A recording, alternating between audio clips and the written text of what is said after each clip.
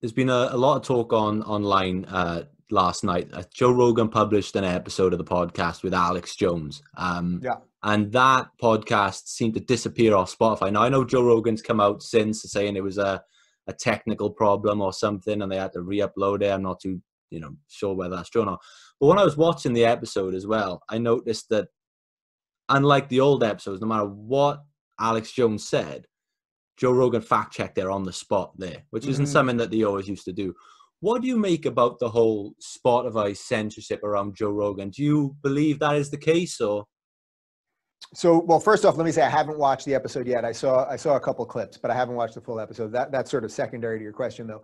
As far as the move to Spotify, I don't begrudge Rogan making a lot of money on the move. He's entitled to do whatever he wants. He deserves all the success that he can get, and people care about what he says, so that's all great.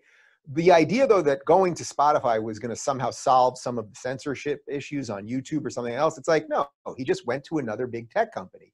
So when they made him take down some episodes from his archives, and he did it. So that's for people to judge whether Rogan did the right thing or not.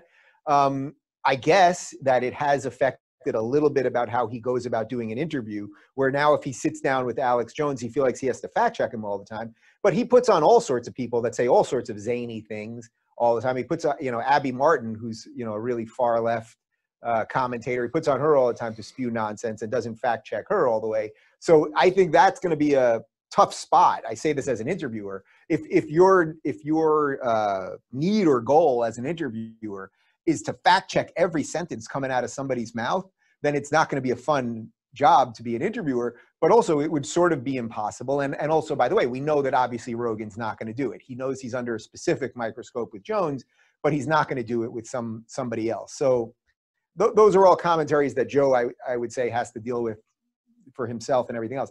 The bigger issue is that the Spotify thing doesn't solve anything. You're just moving from one big tech platform to another big tech platform.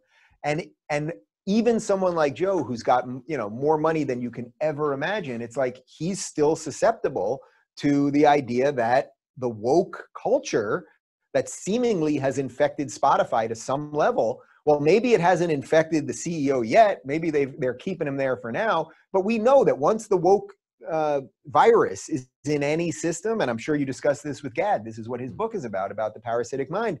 Once that culture has been infected, it affects everything. So my guess is that this will not end well for Rogan or Spotify.